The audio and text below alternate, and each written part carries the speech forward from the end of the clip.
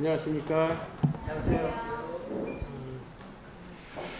오늘 또 저에게 이렇게 귀한 시간을 허락해 주신 우리 규례교회 성도님들과 또 박종수 목사님 감사를 드립니다. 제가 2월 달에 처음에 여러분들에게 이제 말씀을 드리면서 인사를 드릴 때 사랑의 주제로 말씀을 드렸는데, 그때 말씀을 준비하다 보니까 사랑을 주제로 또 여러 이 센텐스로 이렇게 말씀을 이렇게 연구할 수 있는 그러한 길이 보이더라고요. 그래서 사랑의 주제를 가지고 말씀을 드리려고 합니다. 그래서 오늘 제목을 사랑이 뭐라고 라고 했는데 제목이 좀 이상하시죠? 그래서 이 사랑이 뭐라고 왜 이 제목을 이렇게 정했는가 하면은, 제가 성경 말씀을 읽다 보면은 한 말씀을 딱 읽으면은 이 말이 딱 떠오르는 성경절이 있어요. 그래서 이 사랑이 뭐라고 제목을 붙였는데요. 이 사랑이 뭐라고 뒤에 어떤 부호를 붙이느냐에 따라서 느낌이 달라집니다. 그래서 물음표를 붙이면은 사랑이 뭐냐 이제 이렇게 해야 되겠죠.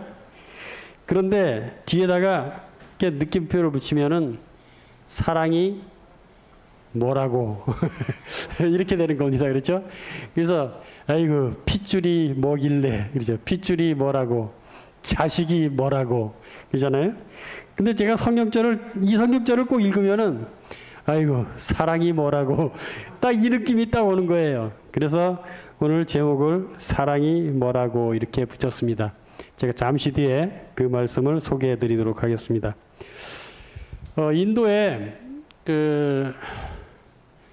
20세기 초에 아주 참 위대한 두 지도자가 있었습니다. 그래서 국가와 민족적으로는 간디라는 지도자가 있었고요. 또 이 정신적인 지도자가 있었는데 누군가 하면 메허바바라는 사람이 있었습니다. 이 사람이 대학교 때 어떤 시골 마을에 가서 큰 나무 그늘에 있는 100살 먹은 어떤 노파에게 이렇게 사사를 받았는데, 그때 큰 깨달음을 얻고 이제 영적인 연구를 하면서 이렇게 정신적인 지도자가 되었습니다.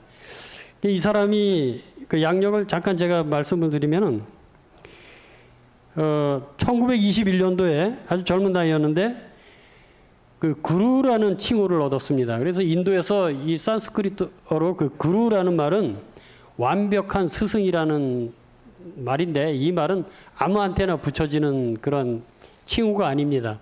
그래서 아주 그 선생들 중에서도 가장 그 영향력 있는 사람에게 붙여지는 칭호가 구루라고 하는 칭호인데, 아주 젊은 나이에 이런 칭호를 얻었습니다.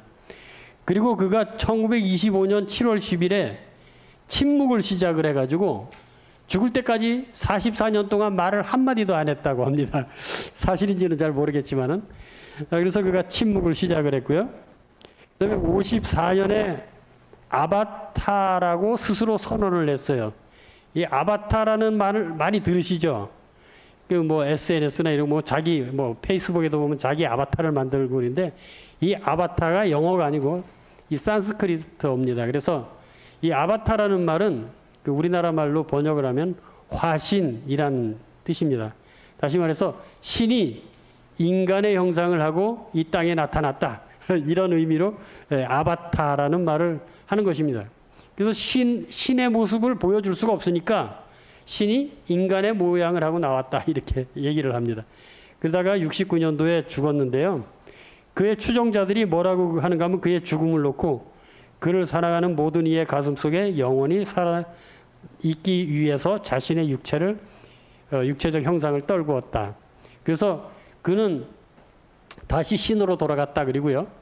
그러면서 뭐라 그런가 하면, 왜 자기가 화신인가 하면은 인도에는 약 700년마다 한 번씩 그 화신이 아바타가 나타난다 그래요. 그리고 석가모니도 아바타고 뭐 뉴스페라는 그 신도 아바타였고 여러 이제 아바타들이 있는데 700년마다 나타나는데 자기가 그 중에 한 아바타다 이렇게 얘기를 했어요. 근데 제가 이 사람을 소개하려고 말씀을 드리는 건 아니고 이 사람이 침묵을 하기 전에 마지막으로 한 말이 굉장히 유명한 말이 있어가지고 제가 소개를 잠깐 드렸습니다. 이 메어바바가 이제 그 제자들을 이끌고 이렇게 강변을 거닐고 있었어요.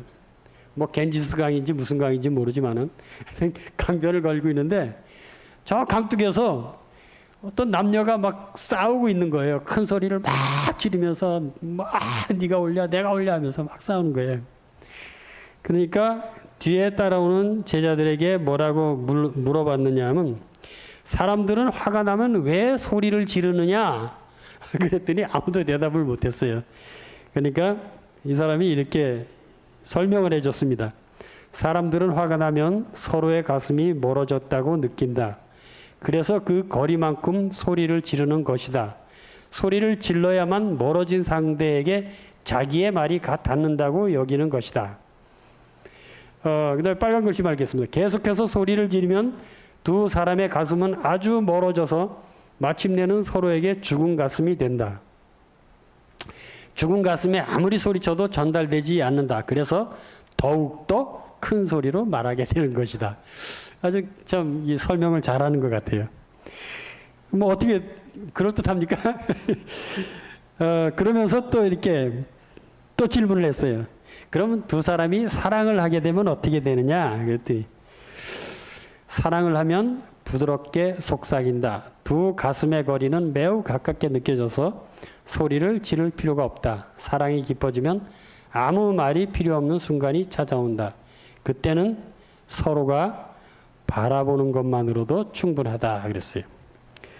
이렇게 기숙말로 쏙닥쏙닥 해도 예, 마음이 전달되는 것이잖아요. 사랑을 하면은 이것이 사랑이다 그랬습니다. 근데 문제는 뭔가 하면은 사랑을 하느냐 하는 것이 문제라는 것이죠. 정말 사랑을 합니까? 여러분들 사랑하십니까?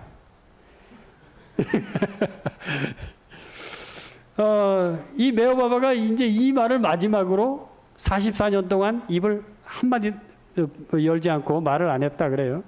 그리고 그가 이제 메시지를 전달하고 싶은 것이 있으면은 석판에다가 칠판 같은 데다가 막 써가지고 제자들한테 줘서 자기 뜻을 이렇게 알리고 이렇게 했습니다. 그래서 그의 생애는 그렇게 끝났지만은 그의 말에 대해서 사람들은 계속해서 굉장히 오늘날까지도 많은 사람들이 그의 책을 읽으면서 이렇게 굉장히 많이 이렇게 추정하는 것 같아요. 근데 중요한 거는 뭔가 하면은 사랑을 하느냐 하는 것입니다.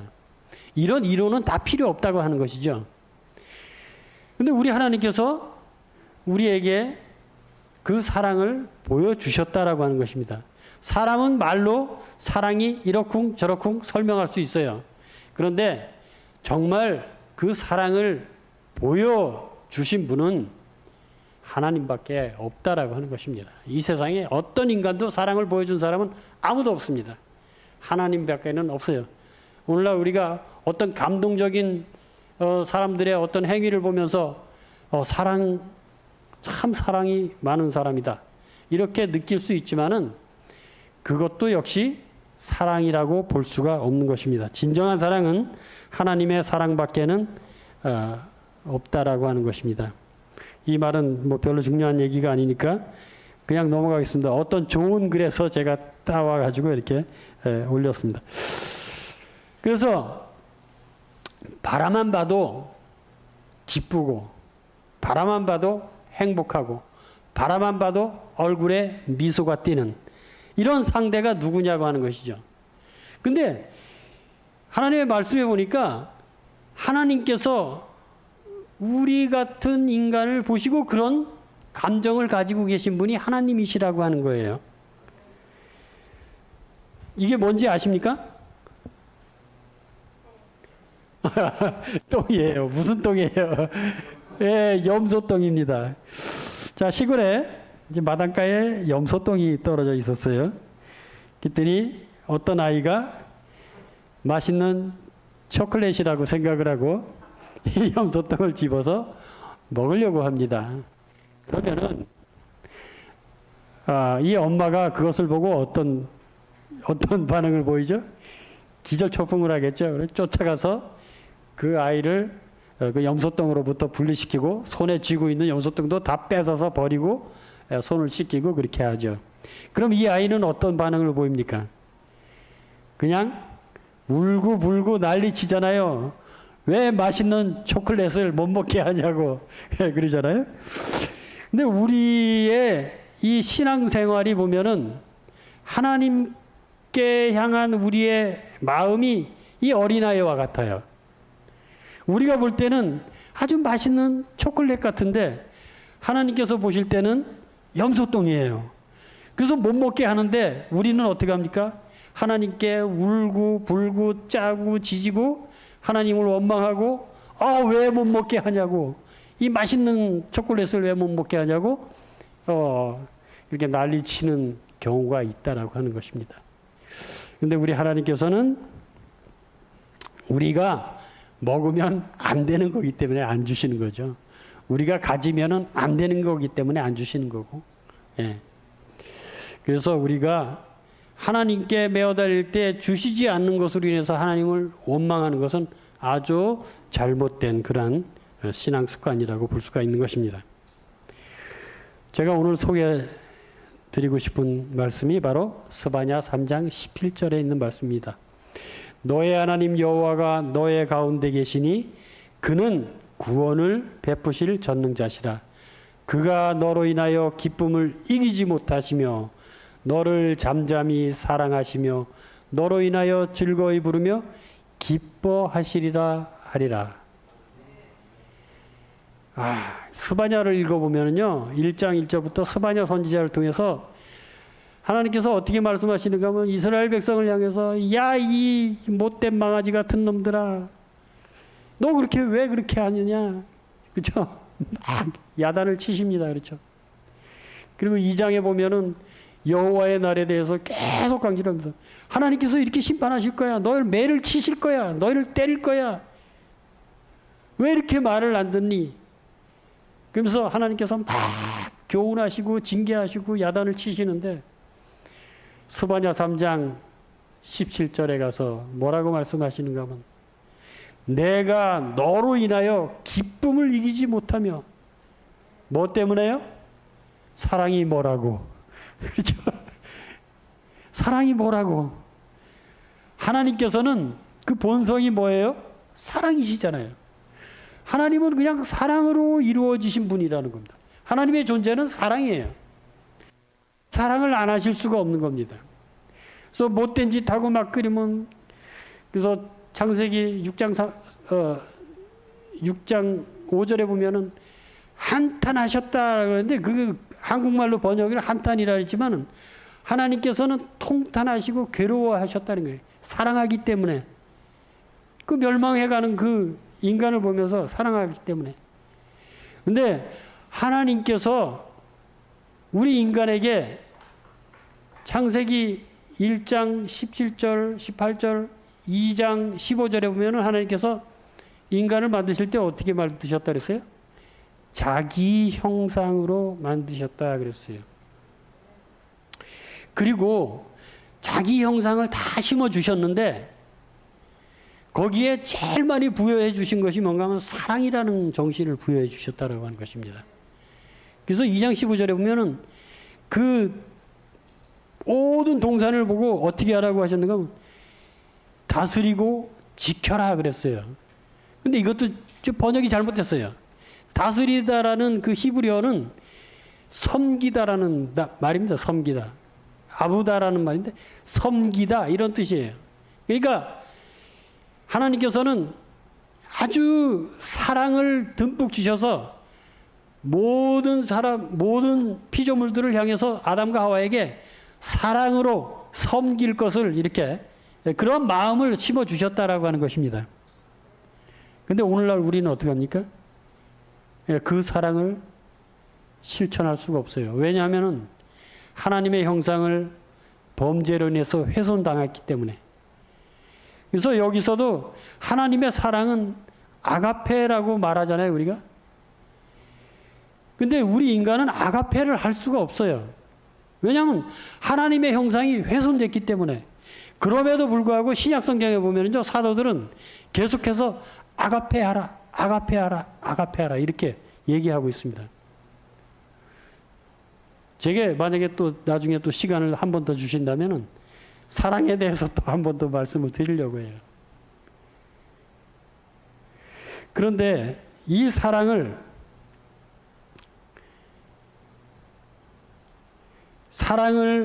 받는 대상이 누군가 하면은 3장 13절에 보면은 이스라엘의 남은 자는 악을 행하지 아니하며, 여기엔 남은 자라고 하는 단어가 나옵니다. 남은 자손. 물론 이 시대에는, 스바냐 선지자 시대에는 그 바벨론으로 포로로 잡혀가고 남은 그 민족들을 의미하고 있습니다. 그래서 하나님의 뜻대로 살려고 하는 그 사람들을 의미하지만은 이 영적으로 보면은 오늘날 마지막 시대에 남은 자들을 의미한다라고 볼 수가 있습니다. 그들은 거짓을 말하지 아니하며 그랬어요. 요한계시록 14장 4절에 보면은 이 남은 자손의 특징을 뭐라 그러는가 하면 거짓말을 하지 않는다, 이런 말이 있어요. 그 입에 거짓된 혀가 없으며 먹고 누울지라도 그들을 두렵게 할 자가 없으리라. 그러니까 남은 자들, 하나님의 형상을 회복하기를 애쓰는 자들에게 하나님께서는 그들에게 어떤 감정을 가지시고 계신가 하면 그냥 보기만 해도 사랑스럽고 그 기쁨을 이기지 못하신다라고 하는 것입니다. 그래서 그 하나님의 사랑이 어떻게 우리에게 나타났느냐 하는 것이죠. 로마서 5장 8절에 사도 바울은 이렇게 말하고 있습니다. 우리가 아직 죄인 되었을 때에 그리스도께서 우리를 위하여 죽으심으로 하나님께서 우리에 대한 자기의 사랑을 확증하셨느니라. 그 보기만 해도 사랑스럽고 보기만 해도 기쁘고 그 모습만 봐도 행복감이 넘치는 하나님께서 그런 느낌을 받으시는 그 자기 백성들을 이제 더 이상 이 죄악 세상에 놔두실 수가 없었던 것입니다. 그래서 어떻게 하셨어요? 우리가 아직 죄인 되었을 때, 이 말은 다른 말로 표현하면 우리가 하나님과 아직 원수 상태에 있을 때 우리를 위해서 돌아가셨다, 이런 표현이 되는 것입니다. 그래서 고린도전서 13장 13절에 그 중에 제일은 사랑이라 그랬습니다. 여기에서 이 사랑이 아가페입니다. 헬라어로 아가페. 헬라에는 사랑의 그 표현이 여러 표현이 있습니다. 뭐 필로스, 에로스, 뭐 여러 가지가 있어요. 근데 이 아가페는 오직 하나님께만 속한 사랑이라고 하는 것입니다. 그런데 여기에 킹 제임스 버전에 보니까 이 사랑을 뭐로 번역을 해놨는가 하면 캐러티라고 번역을 했어요. 이 캐러티라는 단어는 뭔가 하면 헌신하다, 이런 뜻입니다. 하나님의 사랑은 결국 어떻게 나타났는가 하면 헌신하는 모습으로 나타났다라고 하는 것입니다. 그래서 본교 성경 주석에 이 고린도전서 13장 13절에 대해서 이렇게 주석을 달고 있습니다. 하나의 생활 방식인 사랑은 고린도전서 12장에 열거된 성령의 여러 은사를 소유하여 활용하는 것보다 더 효과적이고 승리하는 데 더 유리하고 더욱 큰 만족을 준다. 하나님과 동료 인간을 향한 사랑은 하나님과 일치됨을 나타내는 최고의 표현이다. 사랑의 실제 표현이 모든 사람의 영원한 운명을 결정하는 시금석이기 때문이다 그랬습니다. 교회 증언 6권 273쪽에도 보면은 성도들의 생애에서 사랑이 실천되느냐는 신앙의 신실함을 알 수 있는 중대한 시금석이다 그랬습니다. 우리가 받은 그 하나님의 사랑을, 그대로 나타내는 것이 하나님의 형상을 회복하는 길이다라고 하는 것입니다. 그래서 사도 요한은 요한일서 4장 11절에서 사랑하는 자들아 하나님이 이같이 우리를 사랑하셨은즉 우리도 서로 사랑하는 것이 마땅하도다 그랬어요. 이 마땅하다라는 헬라어가 오페일로인데 여기 뭐라고 설명되어 있죠? 뭐뭐 할 의무가 있다. 해야만 한다. 그렇죠? 우리가 사랑을 해도 되고 말아도 되고가 아니고 하나님의 백성들은 어떻게 하는 거예요?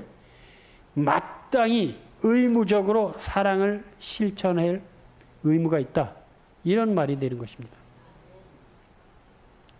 정말로 우리는 그런 의무, 해야만 하는 그것이 우리에게 있는데 그것이 무엇인가 하면 사랑이라고 하는 것입니다. 그것이 어떤 사랑인가 하면 아가페 사랑이라고 하는 것이죠. 헌신적인 사랑이라고 하는 것입니다. 그래서 예수님께서 이 아가페 사랑을 가장 잘 설명하신 데가 어디 있는가 하면 마태복음 5장에 산상설교에 나와 있습니다. 왼뺨을 치면은 오른뺨을 돌려대라. 그렇죠? 이것이 아가페 사랑의 기본 원칙이라고 하는 것입니다. 오리를 가자 그러면은 십리를 가라 그랬어요. 오리를 가라 그러고 오리까지만 가면은 그거는 그냥 자기 의무를 하는 거예요. 그때 당시에 로마에서는 어떤 법이 있었는가 하면 그 자기들이 정복한 나라, 그러니까 식민지 나라 국가에 가가지고 아무 백성이나 붙잡고 자기가 그 로마 병정들은 군장이 한 40kg 정도 된다고 합니다. 그래서 자기 군장을 아무나 붙잡고 지워서 1마일을 1.2km를 갈 수 있는 그런 법적으로 그 의무를 가지고 있었어요. 아무나 붙잡고도 갈 수가 있습니다. 왜냐하면 너무 무거우니까. 그래서 오리를 가면 1.2km를 가면은 그 동네에서 또 한 사람을 붙잡아서 또 1.2km를 가고 이렇게 했어요. 그래서 1.2km까지만 가면은 그거는 그냥 누구나 다 하는 거다. 그래서 예수님께서 그렇게 말씀하시는 거예요. 그래서 오리를 가라 그러면 십리를 가라고 하는 말씀은 오리를 넘어설 때 감동을 줄 수 있고 변화를 줄 수 있다라고 하는 것입니다. 오리까지만 가면은 당연한 거예요. 그런데 오리 가자 그랬는데 그 군장을 쥐고 몇 리를 가는 거예요? 오리를 더 가는 겁니다. 그러면 그 병사가 보고 어떻게 생각하겠어요? 이거 바보 아니야? 이러겠어요? 아닙니다. 그 마음에 뭐가 일어나기 시작해요? 감동이 일어나기 시작하는 겁니다. 이 사람 도대체 뭐지? 왜 이러지? 누구하고 다르네? 그렇죠? 다른 사람들하고는 다르네. 그래서 예수님께서 우리에게 원하시는 것이 무엇인가 하면은 세상 사람들 똑같이 하지 말라는 것입니다. 이 변곡점을 넘어가라는 것이죠. 물이 100도가 되기 전까지는 안 끓어요. 그렇죠? 99도까지도 안 끓습니다. 100도가 딱 넘어가면 어떻게 해요? 왜 부글부글 끓기 시작하는 거예요. 그래서 감동이 일어나잖아요. 막 부글부글 하고. 그래서 우리가 이 세상에서 세상 사람들하고 똑같이 하면은 누구에게도 어떤 감흥도 일어나지 않고 어떤 변화도 줄 수 없다라고 하는 것입니다. 하나님의 사랑은 그 변곡점을 넘어서는 것이다라고 하는 것입니다. 그래서 누가 우리에게 오리를 가자 그럴 때 환하게 웃으면서 십리를 갈 수 있는 그러한 우리 성도님들이 되시기를 바랍니다. 기도하시겠습니다. 자비로우신 아버지 하나님, 하나님께서 우리에게 어떠한 사랑을 주셨는지 다시 한번 생각할 수 있고 깨달을 수 있는 시간을 주셔서 감사합니다.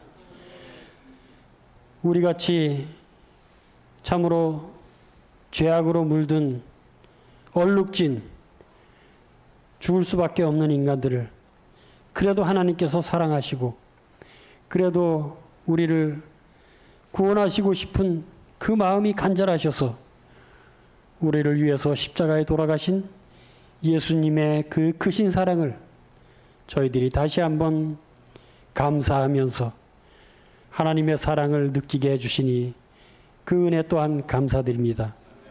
저희들이 이 받은 사랑을 이웃들에게 나눠줄 수 있는 그 작은 사랑을 실천하는 참된 하나님의 백성이 될 수 있도록 인도하여 주시옵소서. 예수님의 이름으로 간절히 기도합니다. 감사합니다.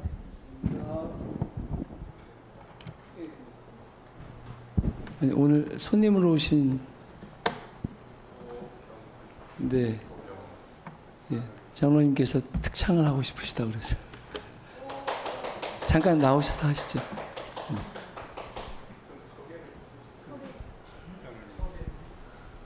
안녕하십니까. 저는 미산교회 평신도 지도자 박명덕 장로입니다. 내일 저희 교회 순서를 맡으셨는데 그 서울에서 그쪽으로 모셔가야 되는데 내가 서울까지 못 가니까 일단 원주로 오십시오. 그래서 원주로 오셨는데 원주로 오시면은 오늘 저녁 순서를 어디 좀 아름다운 이 찬양 선교사이신 도병원 장로님 브라질에서 오셨는데 그래서 제가 그래도 기례교회가 몇 번 왔었으니까 기례교회 생각이 나서 박정수 목사님께 전화를 했더니 이렇게 특창 순서를 주신다고 그래서 왔습니다. 그래서 조금 늦어가지고 설교 끝난 후에 이렇게 특창을 하게 됐습니다. 네, 앞으로 나오시죠. 82세고 네.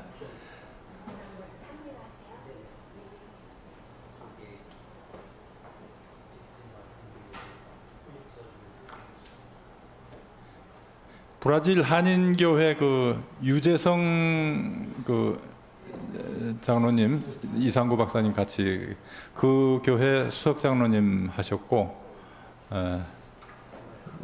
지금은 이제 전국 순회하시면서 이렇게 공연을 하십니다.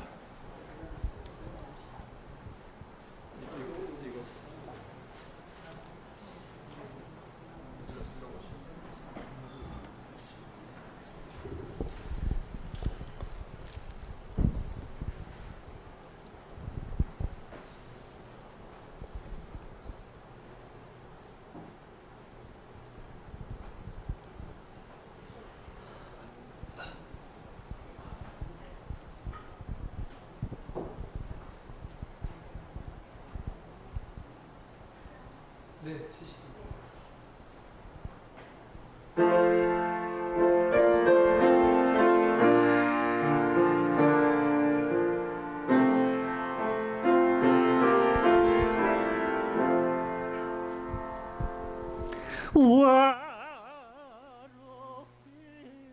We haven't Jesus 올라오신 그리프연 What a privilege to carry everything to God and pray on this pen of faith on this pen all because we not carry take it to the Lord and pray. Have we trial temptation? Is there trouble anywhere? We should never discredit. Take it to the garden pray. Can he find a friend faithful who will shame. Jesus know our every weakness. Take it to the Lord and pray.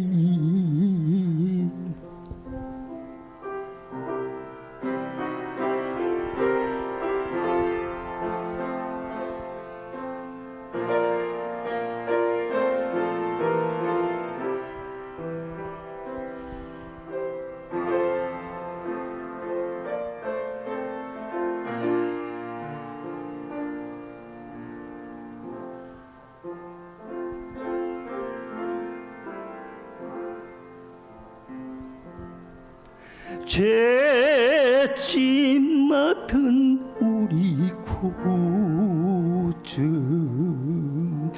어찌 좋은 친구인지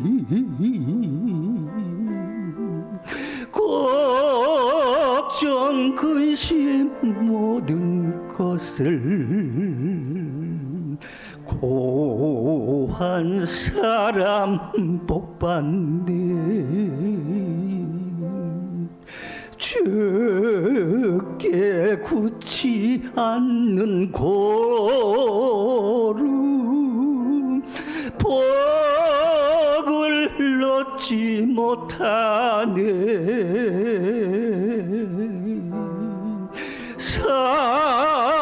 사람들이 어찌하여 모든 것을 고쳤나. 아멘.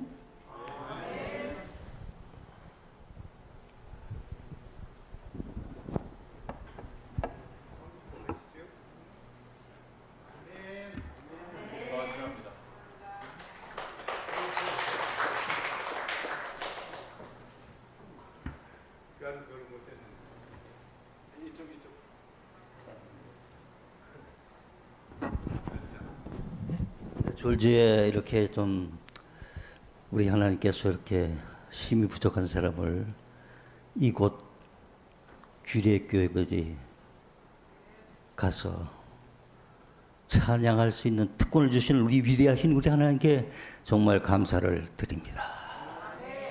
특별히 저는 잘 몰랐었어요. 그런데 이제 주소를 이렇게 보니까 강원도 인제 미산교회라고 거기 참 담당하시고 목회를 하시는 이 박명동 목사님이십니다. 우리 교단은 천주교의 그 영향을 받았어요. 그래서 평신도라 그러죠. 근데 평신도 목사라 그러는데 평신도 목사가 따로 있고 그런 게 아닙니다. 우리 하나님 앞에 마음을 드리고 하나님의 백성을 치리하는 사람은 다 목회자예요. 그래서 제가 박명동 목사님이라고 제가 부릅니다. 네. 근데 오늘 제가 레파토리가 제가 가일록곡이 돼요. 저는 졸지에 생각도 안 했어요. 안 했는데 갑작스레 우리 박명동 목사님께서 저에게 규례교회에 한번 가서 찬양을 한번 하라고.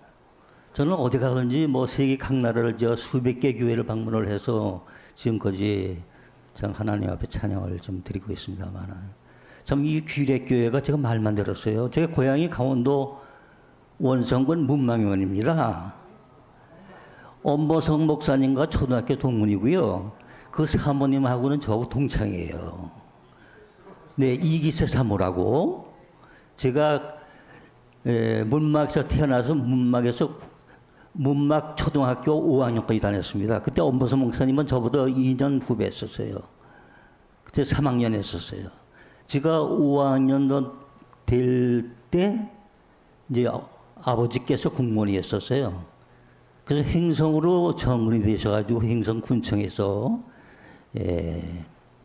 이제 공무원으로 일을 하셨습니다. 그래서 제가 행성에서 자랐어요.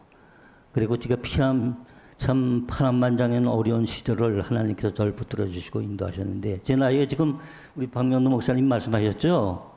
82세입니다. 그렇게 늙어 보이진 않죠? 네. 저는 그저 남 보기에는 참 82세, 옛날 같으면 뭐 고려장이에요, 고려장.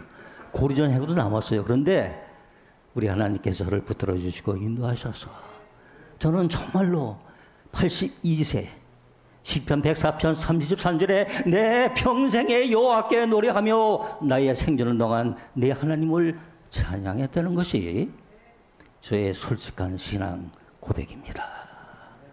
그래서 오늘 이렇게 아무 뭐 어떤 리허설도 안 하고 이렇게 피아니스트가 참 훌륭하시네요.